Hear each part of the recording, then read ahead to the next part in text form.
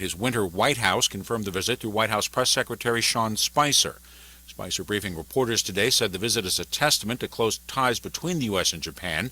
Abe will first visit the White House before traveling to Florida with the president. The comedian known as Professor Irwin Corey has died at the age of 102. NPR's Bill Chappell has this remembrance of the performer famous for his wacky brand of doublespeak. On talk shows and in nightclubs, Irwin Corey was introduced as the world's foremost authority. And whatever the topic was, he could make it surreal. Sometimes I forget what I'm talking about in the middle of a word. Dressed in a tuxedo and sneakers, his hair like a mad scientist's wig, Corey was a regular at the Village Vanguard. He worked with stars from Jackie Gleason to Woody Allen. Even if you don't think you know him, Corey's fingerprints are all over the place. He appeared in a Run DMC video and in the movie Car Wash. He once accepted a National Book Award on behalf of the reclusive author Thomas Pynchon. Irwin Corey's left-wing beliefs got him blacklisted in the 1950s. In recent years, he panhandled on a Manhattan street. But the money wasn't for him, he said. He collected all of it for charities. Bill Chappell, NPR News. Just one more indication, bourbon is big business in the U.S. According to the Distilled Spirits Council, combined revenues for bourbon, Tennessee whiskey, and rye whiskey rose 7.7% last year to $3.1 billion. I'm Jack Spear, NPR News in Washington.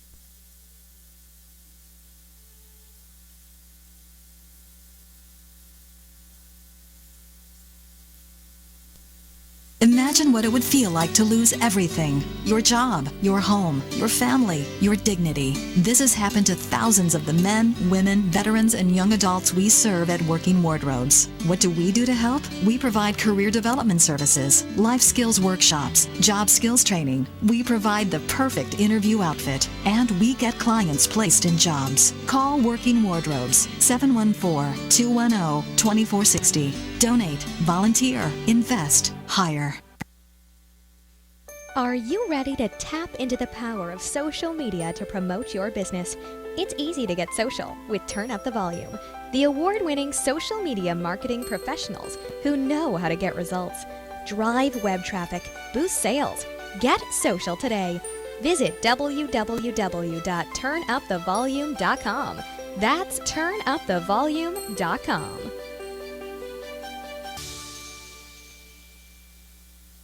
Imagine buying a newspaper and discovering that the news you're reading is 6 months old. There isn't much that stays the same for 6 months, and the same thing goes for background checks. In a time when so much outdated information is being passed around, it's good to know that People G2 offers something different. At People G2, we provide today's intelligence, not yesterday's news. Our value-added approach offers you a fully FCRA-compliant solution that includes up-to-the-minute information. By combining industry-leading technology with old-school human investigation, People G2 is able to give you information that is accurate right now, delivered quickly to our online system, or integrated with your HR system. So ask yourself, are you comfortable working with old news, or are you ready for a different kind of background check company? Visit peopleg2.com or call 800-630-2880. That's 800-630-2880 or peopleg2.com. When it comes to pioneers in their respective industries, we all know the Apples, Starbucks, and Trader Joe's of the world. In the realm of recruiting, Decision Toolbox is the industry's best-kept secret, with 90% of their business from referrals and repeat customers. For over 20 years, Decision Toolbox's U.S.-based team of recruiters, sourcers, professional writers, quality personnel, and tech support has perfected a Six Sigma approach to talent management. No matter the size of the project, Decision Toolbox delivers incredible results. A cost per hire less than half of what contingency firms charge, with the winning candidate presented in an average of 14 days, all with a 12-month candidate warranty. With results like that, Decision Toolbox won't be a secret for long. Visit us at www.dtoolbox.com for more information.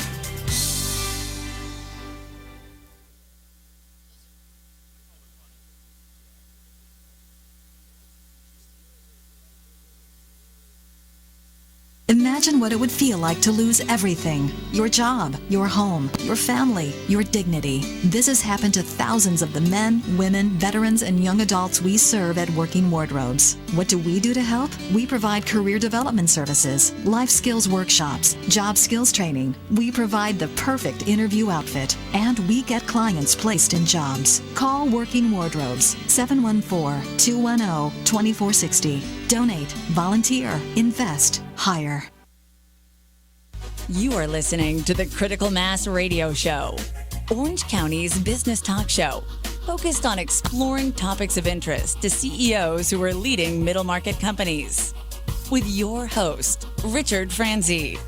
And welcome to this episode of Critical Mass Radio Show. I am your host, Richard Franzi, and this is episode number 978 in our podcast series. And, I think we have a good one for you, ladies and gentlemen. Shirlene Reeves, certified financial educator and author, is in the studio. She's one of only 253 certified financial educators in the entire United States.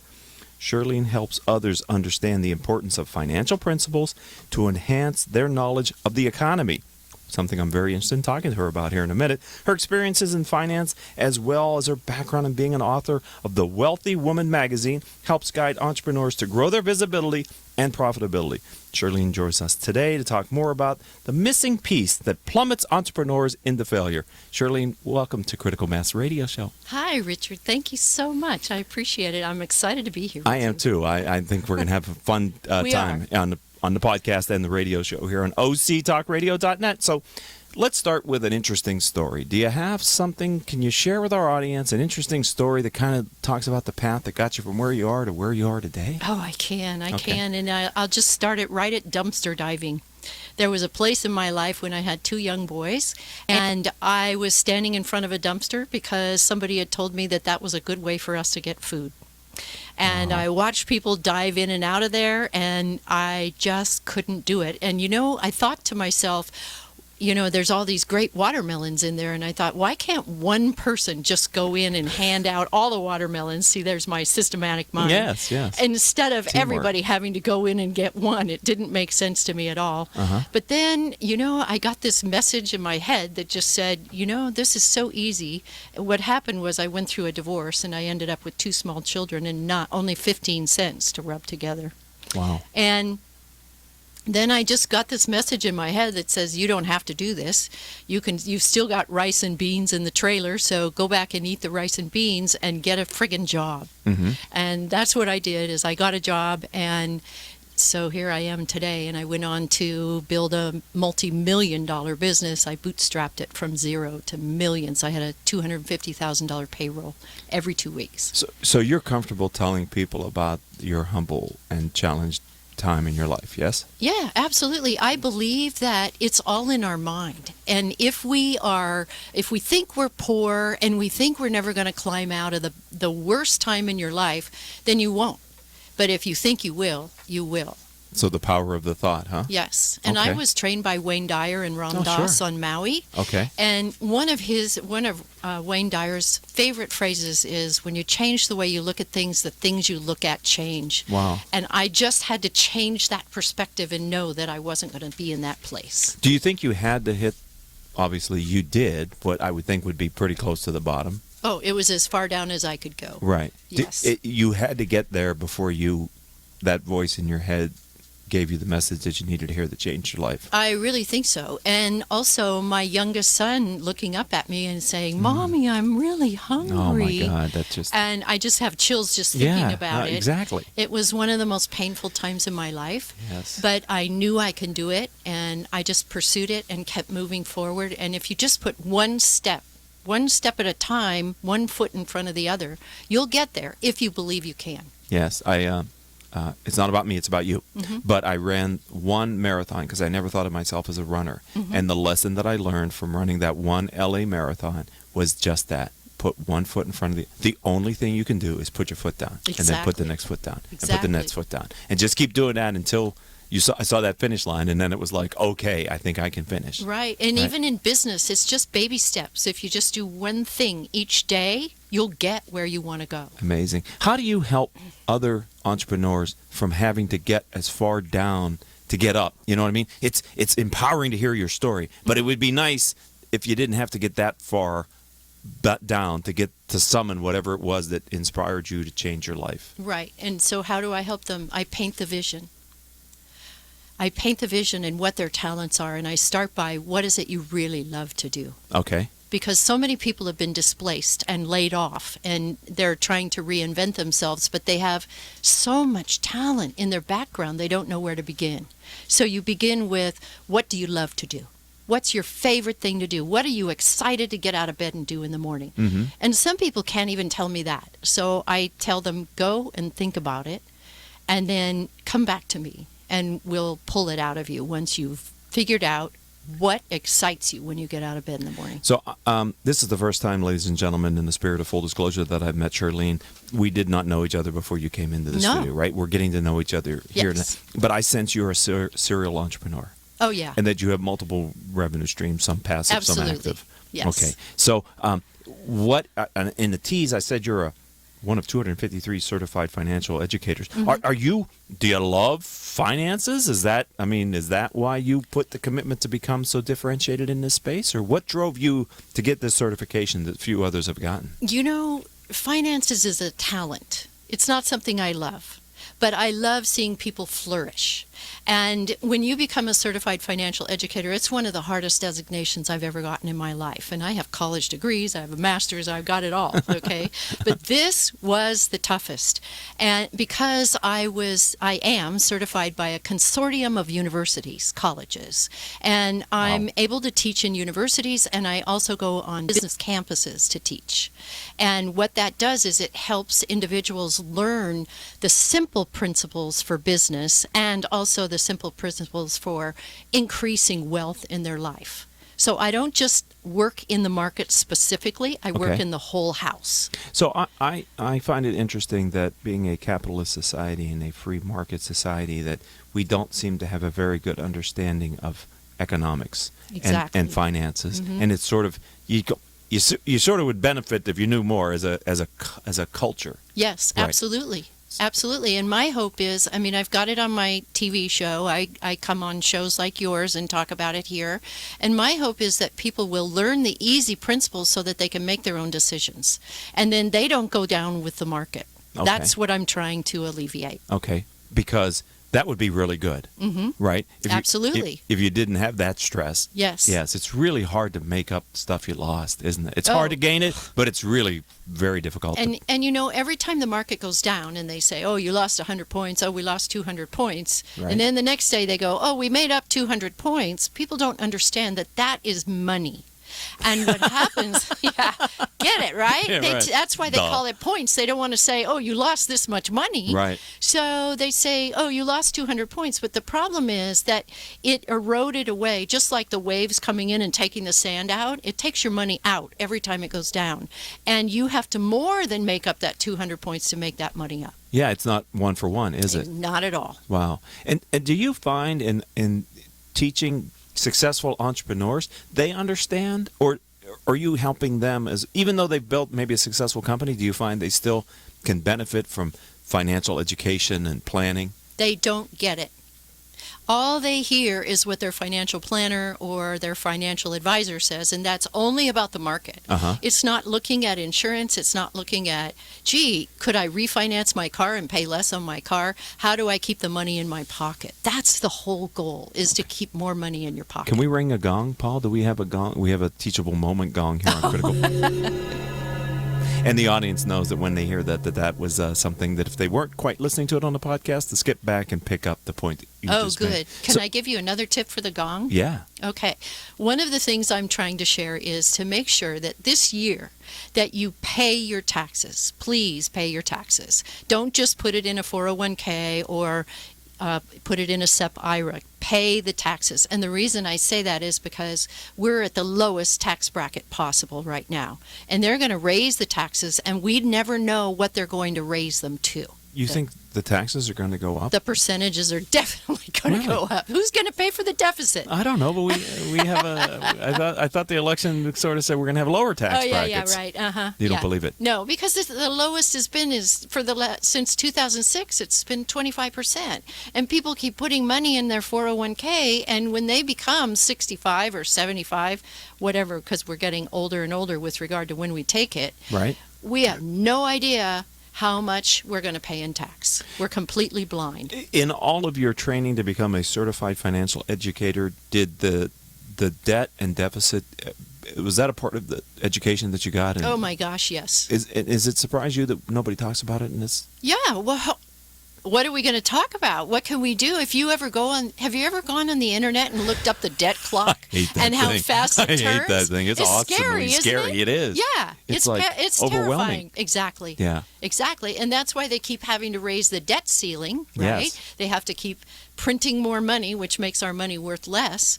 And every time they do that, it hurts all of us. You know a lot about a lot of things, don't you, Shirley? A little bit. As it relates to this Yes, area. I do. All right, we're going to take our first commercial break here on Critical Mass Radio Show. When we come back, I in the open said there's a missing piece that plummets entrepreneurs into failure within finance. Can we start with that when we come back? Love to. So don't go anywhere, ladies and gentlemen. This is one short commercial. It's just an advertisement for something, a product or service that I do. I would really appreciate if you'd listen to it, and we'll be back in about a minute. If you are an Orange County business executive, this message is for you. Do you ever feel isolated with no place to turn for advice or feedback? Who holds you accountable to your commitments in your company? Where do you find the right resources to help you and your company grow? If you have these questions, then Critical Mass for Business might be the answer for you. Critical Mass for Business is committed to helping you make better decisions. These are groups of peers running businesses just like you, providing a great sounding board to test ideas and concepts, review plans and goals, and present issues and opportunities for discussion. The result is improved strategy, accountability, people, and execution skills. If you are interested in learning more, go to www.criticalmassforbusiness.com and learn more about our executive peer group.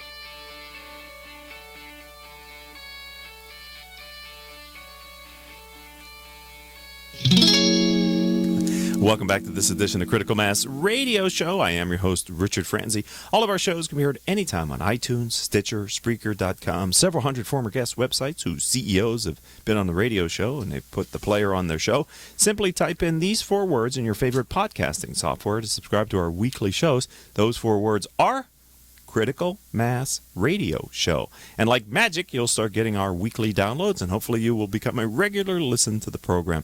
All right, Shirlene, before the break, I said I was going to ask you to kind of talk about something that I said in the open, which I found intriguing, and I want to learn from you. Mm-hmm. In your experience, what is the missing piece that plummets entrepreneurs into failure within the area of finance? That's such a great question, and I've been all over the United States interviewing entrepreneurs to find out that one answer. What do you think it is? Oh, why would you do that to me? Come on, Richard. What is the one thing that plummets entrepreneurs into failure? Being too aggressive. Well, that would be a good part of it, yes. Because there's entrepreneurs. And being too aggressive. It's all about sales. And what they do is, I think of our businesses as if you could picture a lighthouse, right? They have a real solid foundation, and that's all your programs, your books, and everything that your background, your credentials, your podcasts, absolutely. And then that big column is all about marketing and sales, and then the top is the ability to shine your light brightly so that people can find you and actually work with you. Make sense? Yes. Okay. I'm into it. So what happens if they don't learn the marketing? Then the light's down on top of the foundation, right? And nobody can see them because they can't understand them. Right. So the sales piece and the marketing piece and speaking your client's perfect language, speaking a language that they say, oh, I get that. That makes sense. I'm hearing that. Mm-hmm. And one of the things that you need to do, or anybody who's an entrepreneur needs to do, is speak in benefits. What are the benefits? Not how we get to where we're going, but how we can benefit our clients. Then they'll hear us. Yeah. But if we're talking about how to get there, forget it. So Now that you answered the question, I was thinking that should have been my answer, because in working with as many entrepreneurs and business owners as I do, I find a common area where if they don't come from a sales and marketing background, where they're very uncomfortable. Marketing a little bit, but sales completely. Right. Matter of fact, some of my the people that I've worked with actually don't like the sales function or the sales people. Right. And it's because they're too aggressive. Yeah. But I teach entrepreneurs how to take a step back and not be so aggressive and make relationship the major factor rather than the sales. How do you do that? Is that through one of your online platforms? Is that through a classroom? How I do you actually do that? teach a 2-day intensive, and it's called Compel Don't Sell, The Art of Selling with Heart. Okay. Right? And I'll give you the first step. It's a 3-step waltz. And the first step is all about listening to the other person, asking pertinent questions. And one of the things I teach the entrepreneurs I work with is how to frame those questions so that you can get the answers to see if you can support them or not. Because everybody you talk to is a client in some form or another, because even if you can't work with them, somebody else can, and you can refer them, which gives you referrals back. Wow. Look at you. You're just so comfortable with all this different kind of content, huh? It's impressive, frankly. I hope. Well, if I don't teach sales, how can I help them with money, for criminy sakes? Exactly. Because I believe the best way for entrepreneurs to sell their company is to offer value. Yes, benefit. Yeah, and maybe that's a thoughtful interview on a podcast with nothing to do about your business, but to demonstrate to some prospect out there that you're competent, sane, good ideas, knowledgeable. People want to do business with people they know, like, and trust. Exactly. So how do they get to know you in this day and age? I know I'm speaking to the choir here. With social media and technology, any entrepreneur can create a global brand. Right. At least attempt to be out on the global platform, right? Yes. You do that. I do it. Yes, I do. And why did you do that to begin with? Why did you get an online TV show? That's a lot of work. Oh, you got that right. Boy, it's a lot of work. I prefer radio. It's a lot easier. Yeah, it's a lot easier. Why did I do that? Because I wanted to teach those financial principles. And people want to see, or like you say, hear, like, and trust, right? And with TV, they can see you. And that's why I do it, because they'll listen to me. And when I teach those easy principles on TV, they will listen. And so how long have you been doing your show? Year and a half. Okay. And what's the name of it? Maximize Your Wealth Now. Okay. So people Google that? Yeah. And there's episodes? They'll get my website. If they even Google my name, I'm all over the place. Okay. And we're going to get to that, too, a little bit later in the interview. Excuse me, a little bit of a cold. Tell me about Wealthy Woman Magazine. Okay. I've been producing that. It's quarterly and it's digital. Okay. For about a year. But my last magazine is spectacular because it's all, for the majority of it, I have 26 authors, and many of them are from the Evolutionary Business Council. And the evolutionary, I'm not familiar with that. That's why I'm going to share that with you. They've had multiple Emmys. They've been elected for the Nobel Peace Prize. They have it's the most amazing group of people. And there aren't a lot of them. There's about 150 of them in the core group. And they wrote in that magazine, and it's all on business, finance, family, and lifestyle. So this is just packed full of great information. It's amazing, yes. So how do you have the time as an entrepreneur to be good at so many different things? I'm not trying to blow smoke at you. I'm trying to say it's difficult to have multiple revenue streams and do them well. How do you teach a moment here for the audience? How do you do it? It's all in how you structure your time. So let me give you an example. I'll teach the Compel Don't Sell, Art of Selling with Heart, only one time a month. That's 2 days of work. And then I do a 90-day, 1-hour coaching each week. Then I have people in my big package that actually want to do what I'm doing right now, and they want to be on TV, and they want to learn how to get on TV. So that's another facet of what I teach. And I only take 14 people a year, and they have to be very special people ready to rock and roll and know who they are and what their packages are. And then, so that's only an hour a week, right? Okay. So what I'm trying to say to you is, if you can boil down your time to get you have your ongoing, so you always know maybe that's going to be 20 hours a week. And then the magazine comes in, so I know I'm going to have to spend a minimum of 20 hours getting those people all settled in and doing the... And I don't put the magazine together, believe me. I pay for that. Okay, right. Yeah. So you're focused on where your value add is. Absolutely. My time is worth money. So everything that I do, it better be a payback. So what would you say to an entrepreneur who says, yeah, I can do this low value task and just get it done, and I don't have to pay anybody for it? Mm-hmm. What advice would you give to that person? You have a choice. First of all, depending, how old are they? 37 and a half years old. Oh, 37 and a half. Okay, well, they've got more time than some of us, right? Ah, okay. So you have to look at the time factor and how much time they have to make the money that they want. And I always tell them, you've got three choices. You can do nothing, you could do something, or you could do a whole lot of something. Mm. And so it's up to them how they want to handle it. I also suggest to entrepreneurs that you're the most expensive employee in your company. Mm-hmm.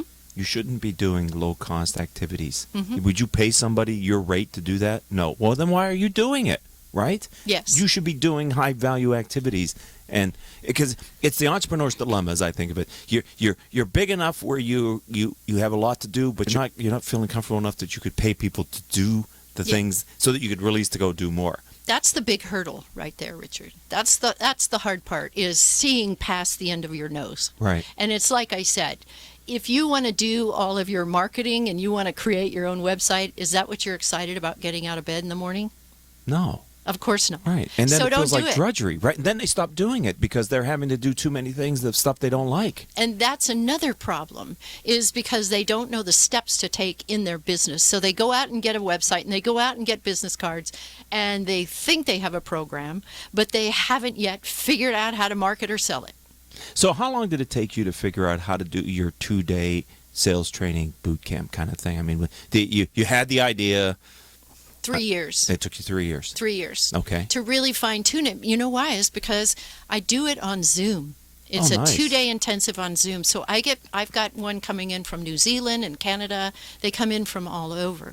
But every 50 minutes they get a 10-minute break, and I play lots of music and stuff like that. You know, it's like being at a regular event. Right, you have And then to. on Zoom, it's miraculous because you can put people in Zoom rooms where Okay. they can interact and try out whatever it is that you're teaching them. So Shirlene, this goes back to what we talked about before. There's so many technology platforms now that help entrepreneurs to reach customers around the world. Mm-hmm. It's never been a better time for an entrepreneur. No, it's awesome. Because it's awesome. at a price point you can afford.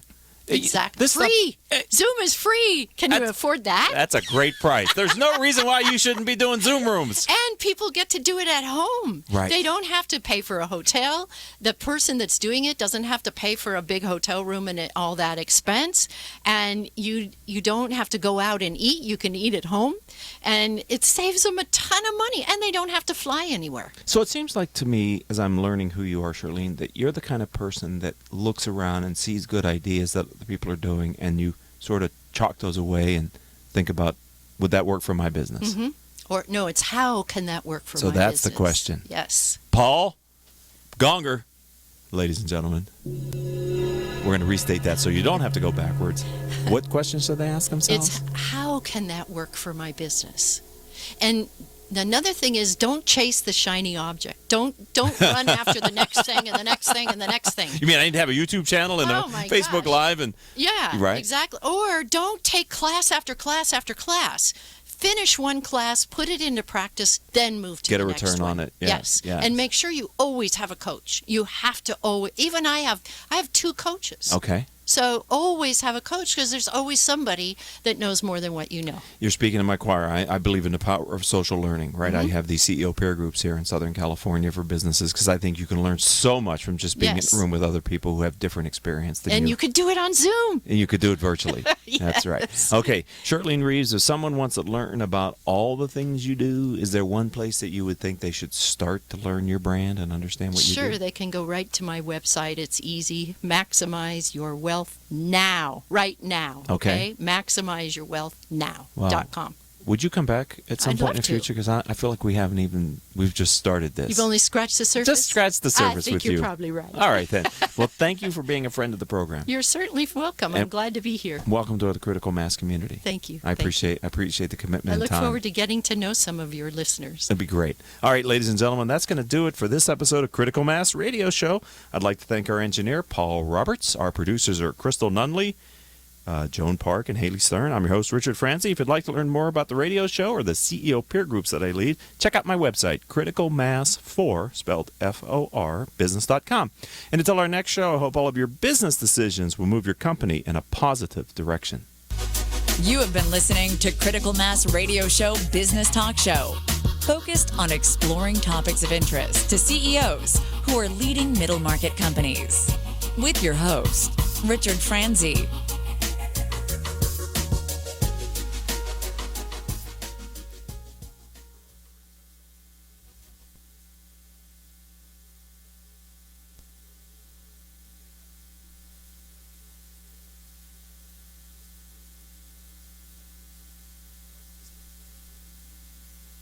Live from NPR News in Washington, I'm Jack Speer. A three-judge panel of the Ninth Circuit Court of Appeals has been hearing telephone arguments for and against the Trump administration's immigration and travel ban.